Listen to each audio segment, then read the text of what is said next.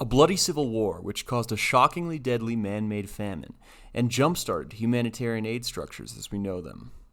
Most people have never heard of this war, but it's the focal point of this African nation's decades-long struggle for independence, which is now back in the news after the Republic of Nigeria shut down Twitter within its borders. This is Byron with Springtime of Nations, and today we cover the Igbo people and the ethno-region called Biafra.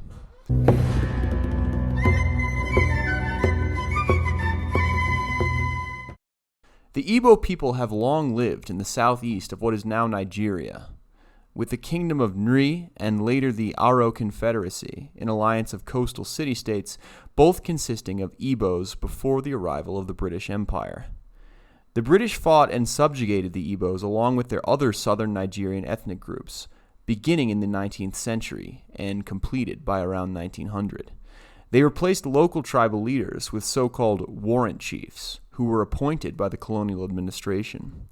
In 1929, the Igbo, mainly through the ritual shaming by women of these warrant chiefs, who were puppets of the British, managed to destroy this system, and the British allowed tribes to elect their leaders as they had before.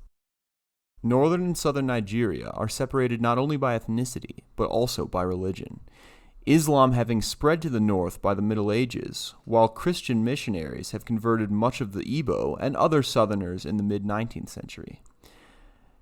They are also separated by their economies, the north being mostly pastoralists, while the Igbo are agriculturalists, exporting palm oil. Later on, the British found huge petroleum reserves in southern Nigeria. During World War II, there was a Nigerian nationalist movement that sought to keep these two regions united and independent, starting with the 1944 foundation of the National Council of Nigeria and the Cameroons, led by an ethnic Igbo. The transition to independence was non-violent, at least between the British and the Nigerians, and the Federal Republic of Nigeria was created in 1960. However, there was much tension between the North and the South, and the North was largely undeveloped and much poorer, and they had demanded increased investment.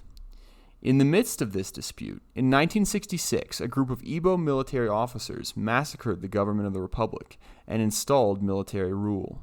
Northern military men in turn killed the leaders of the government, and widespread pogroms against Igbos in the North occurred, under the blessing of the new Nigerian government, which was also a military junta.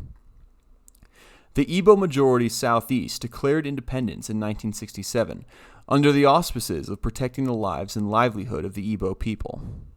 When reconciliation talks broke down, the military of Nigeria began an invasion of the southeast, which now called itself Biafra, an old Igbo ethno-regional term. Though only a fraction of the size of the rest of the country, the Biafrans managed to block any major offensives by federal troops, and the war quickly became a bogged-down mess, with many atrocities committed by both sides. The Igbo majority in Biafra also targeting some of the ethnic groups in southeast Nigeria, seen as less committed to Biafran independence.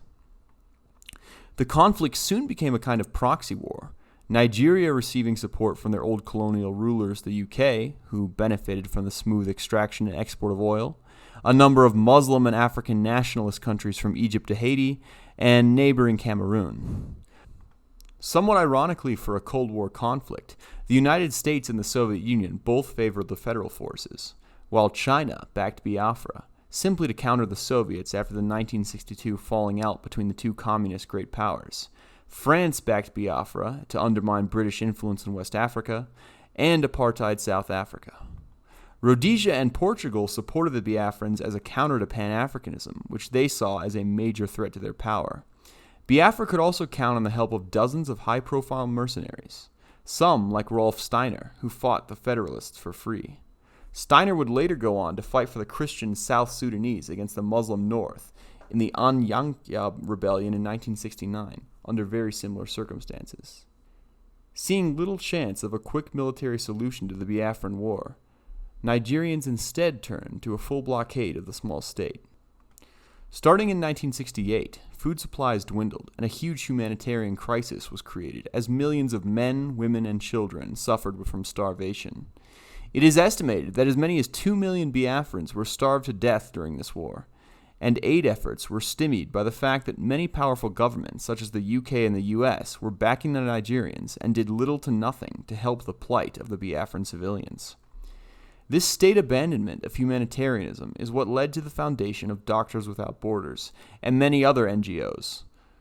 By the 1970s, Biafra flew the white flag, with the federal government promising there would be no losers and making a show of reconciliation without retribution.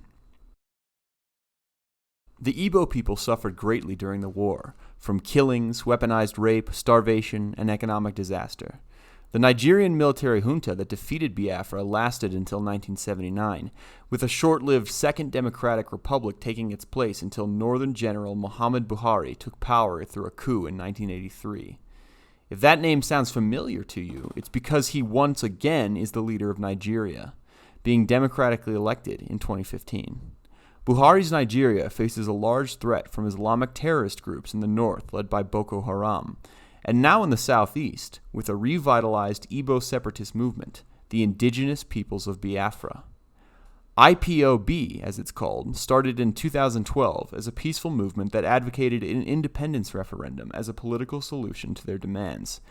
But after years of state suppression, in February 2021, clashes escalated to a state of guerrilla war against Nigerian federal troops. When the besieged Buhari threatened the Biafran separatists on Twitter, the site deleted the tweet. In retaliation, Nigeria shut down all access to Twitter in the country. We at Springtime of Nations hope the bloody ends of the Nigerian Civil War do not resurface. But if the Nigerian state is holding the Igbo people against their will, it is no wonder armed struggle is seen as the only option. Like other entries that do involve the use of force, when libertarians see a large nation subjugating a smaller one, our response should be to support the victim and not the perpetrator. Long live Biafra, and may 1,000 flowers bloom. Biafra kunye buso Nigeria ala ala ala maka gini ndi na bụ ndị na-amaghị Chineke kere ha Commando ebute butere ya commando ebute butere ya commando ebute butere ya commando